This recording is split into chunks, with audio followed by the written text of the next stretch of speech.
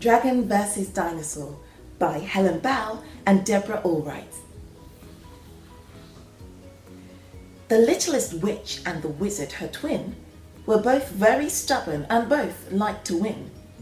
So, when a red envelope plopped on the mat, in no time at all, it had started a spat. "I want to open it, give it to me!" The witch and the wizard just could not agree. They pulled and they tugged till the envelope tore and the paper inside floated down to the floor. "Please come to my fancy dress party at 3.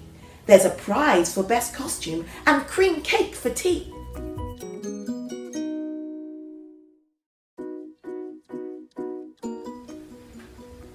"My costume," the witch said, "will beat all the rest."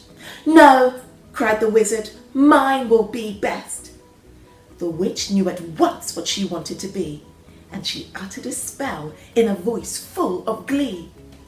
"Hobble and bobble and boppity Bess, make me look just like a pretty princess."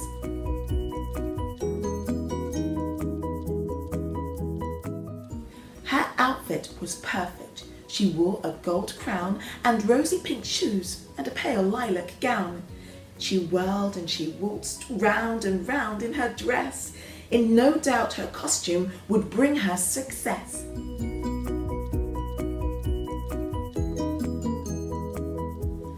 The wizard's wand started to quiver and glow as he chanted his spell in a voice deep and low.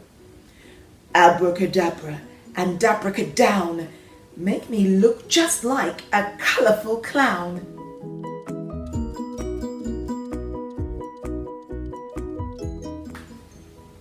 His green hair was curly, he had a red nose and long purple shoes that curled up at the toes. He threw pails of glitter all over the place and squirted blue goo in his poor sister's face.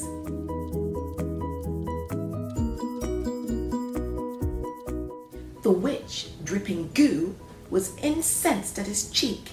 She pointed her wand and then started to speak. "Hobble and bobble and flippity flip, make me the captain of a pirate ship."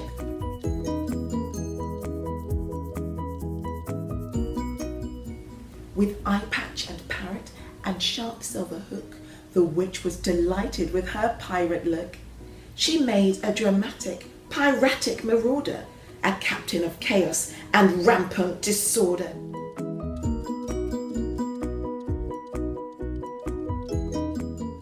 The wizard was speechless. What could he do now? He thought long and hard with a deep furrowed brow. "Abracadabra and dabra delight, make me a dashing and valiant knight."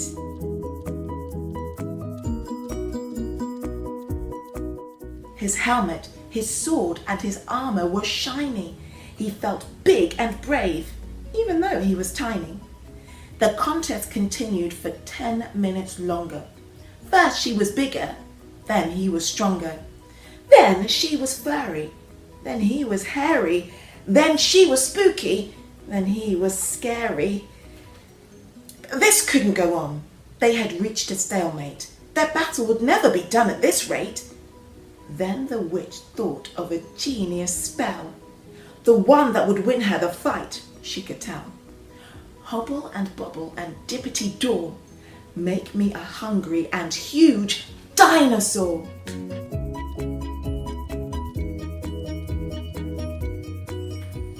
Quick as a flash, she grew 10 times her size, with sharp pointy teeth and green angry eyes.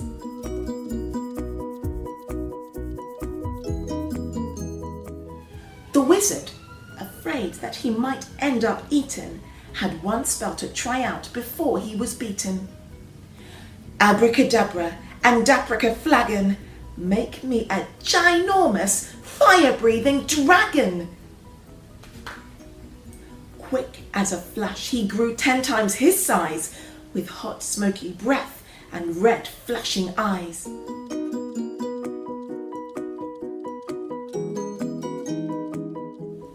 The two deadly beasts were preparing to fight, one willing to burn and one ready to bite.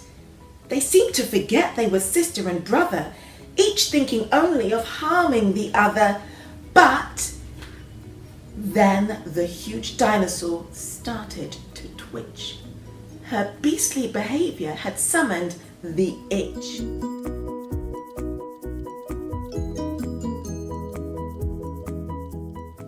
The witch got an itch when she did something wrong, and with danger involved, it was sure to be strong. The dinosaur started to wriggle and roar, then, scritching and scratching, crashed down to the floor. Two precious wands took the force of the fall. With that great big bottom, they'd no chance at all.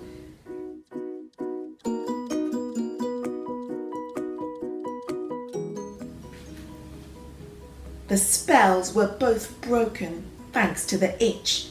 The battle was over for wizard and witch. "But look at our wands," cried the twins in despair. "Our magic has gone, so now what will we wear?"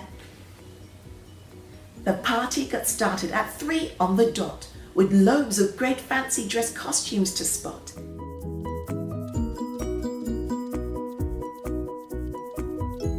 A teapot, a starfish, a robot, a snake, a giant who ate lots and lots of cream cake, a spaceman, a flower, a mermaid, a lizard. But nothing was seen of the witch or the wizard. So, who won the prize for the best fancy dress? The fairy? The monkey? No, you'll never guess. The wizard and witch won best costume of all, for the giant, who turned out to be 2 twins tall.